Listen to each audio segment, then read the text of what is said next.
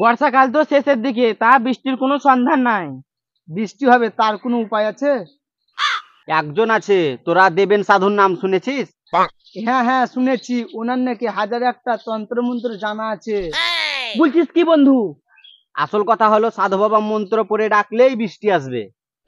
তালা এতদিন জানতাম মেঘ ডাকলে বৃষ্টি আসে, আর এখন শুনছি সাধু বাবা থাকলেও বৃষ্টি আসে। হরি হরি। তালা হাত পা গুটিয়ে বসে থাকলে হবে? চল চল একবার চেষ্টা করে দেখি। তাড়াতাড়ি চ দেখি। তাই চল দেখি কি হয়।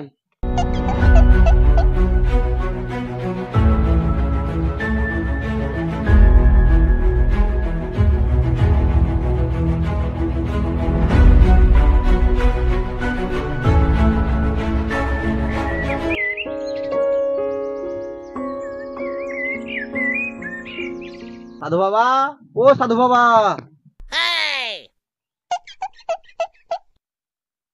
আমরাই গো সাধু বাবা, আমরা এই গ্রামে থাকি, বিপদে পড়ছি তাই ছুটে এলাম। সর্বনাশ, বলো কি?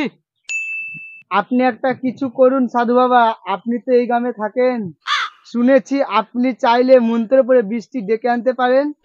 এই মন্ত্র তো আমার জানা নেই, যেই মন্ত্র পড়লে আকাশ থেকে বৃষ্টি পড়ে। তবে একটা মন্ত্র আমি জানি, যে মন্ত্র পড়লে আকাশ থেকে মুক্ত ঝরে। মুক্ত মানে কি? হ্যাঁ, তবে সেটা বছরে মাত্র একবারই সম্ভব। কিন্তু তাতে কিন্তু না না, কোনো কিন্তু নেই, ওতেই হবে সাধু বাবা, ওতেই হবে। বেশ, ওই মুক্ত বাজারে বিক্রি করে যে টাকা তোমরা পাবে, সেই টাকা গ্রামের সবার মধ্যে ভাগ করে দিও, যাতে বিপদের দিনে সবাই ভালো থাকে। ওং ব্রিং প্রিং ওং ব্রিং প্রিং।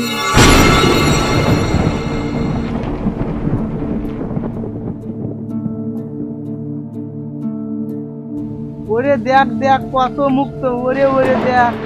এই স্বপ্ন।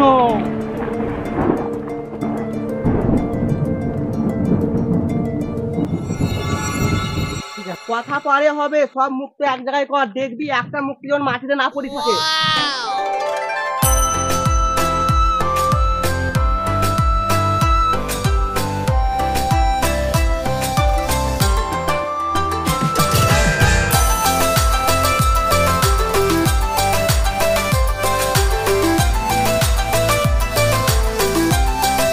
সাধু বাবা, আমরা চলি, সকালবেলায় আমরা বাজারে গিয়ে মুক্ত বিক্রি করে পয়সা নিয়ে আসবো।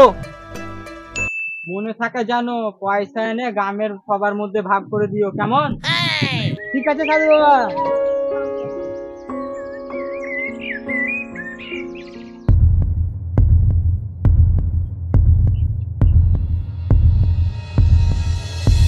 ভালো করে তালা মেরে যাতে কেউ ঘরে ঢুকতে না পারে। এখন এই মুক্তগুলোর মালিক আমরাই চারজন। ঠিক বলেছি, সাধু বাবা মুক্ত বৃষ্টি করতে পারে, আগে জানলে বেশি করে মুক্ত নিয়ে আসতাম। আরে সেই সুযোগ পালিয়ে যাচ্ছে নাকি? মানে?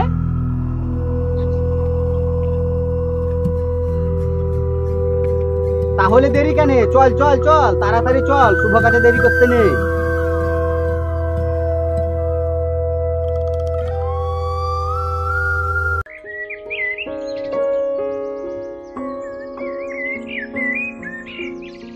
আরে সর্বনাশ হয়ে গেছে সাধু বাবা, গতকাল রাত্রে মুক্ত নিয়ে জঙ্গলে রাস্তা ধরে বাড়ি ফেরার সময় ডাকাত দল আমাদের সব মুক্ত লুট করে নিয়েছে।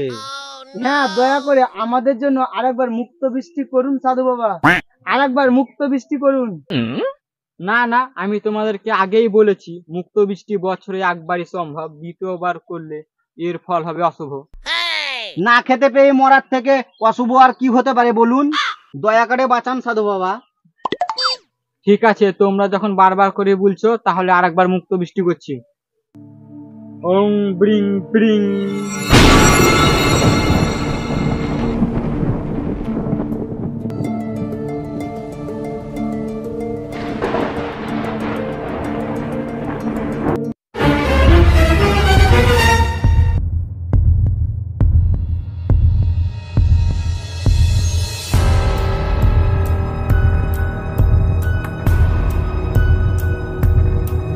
মূর্খ, এটা কি করছিস তোরা? সোনার ডিম দেওয়া মুরগিকে বেঁধে রাখছি, যাতে রোজ এসে আমরা তোমার কাছ থেকে মুক্ত নিয়ে যেতে পারি।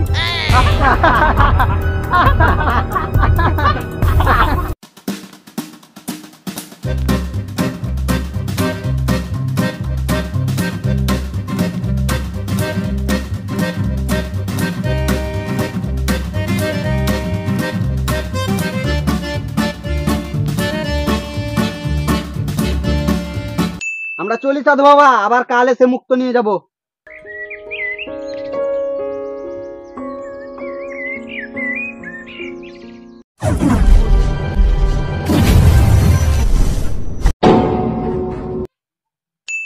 অসময়ের মুক্ত কখনো শুভ ফল দেয় না, এটা মনে রাখি। এবার আমরা মুক্ত বিচে বড়লোক হয়ে যাব, অনেক বড়লোক হয়ে যাব।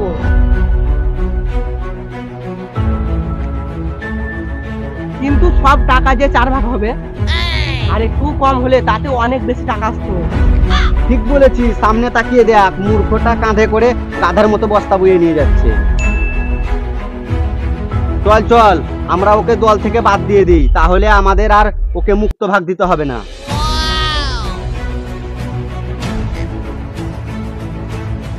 কি গো, তোমরা যে পেছনে পড়ে রইলে কেন? তাড়াতাড়ি হেঁটে এসো।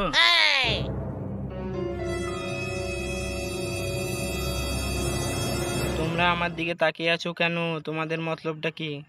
আমি তো কিছুই বুঝতে পারছি না।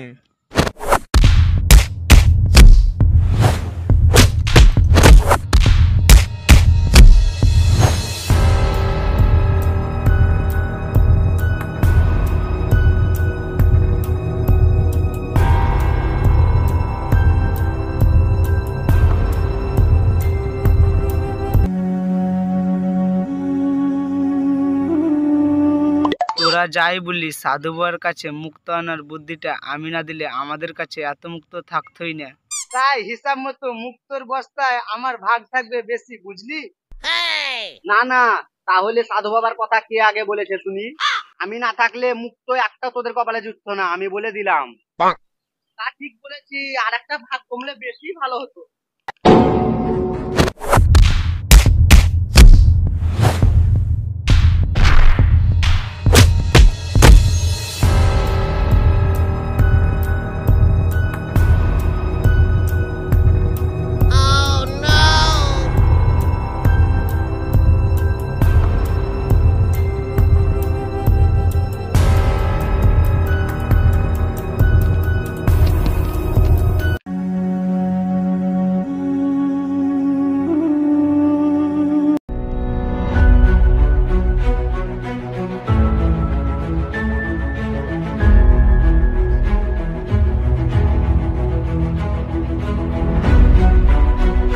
জল তেষ্টা পেয়ে আছে ভাই, আর হাঁটতে পারছি না। ঠিক বলেছো, তুমি পুকুর থেকে পরিষ্কার জল তুলে রাখো, আমি জঙ্গল থেকে কিছু ফল পেরে নিয়ে আসছি।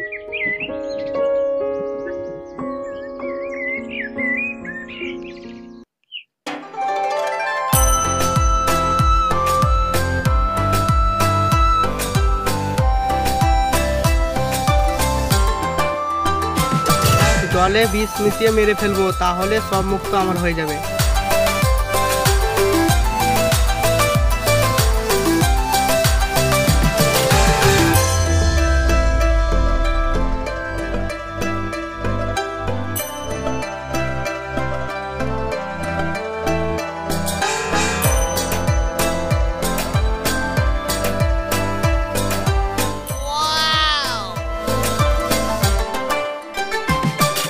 শালাকে পিয়ারার গায়ে বিষ মিশিয়ে মেরে ফেলবো, তাহলে সব মুক্ত আমার হয়ে যাবে।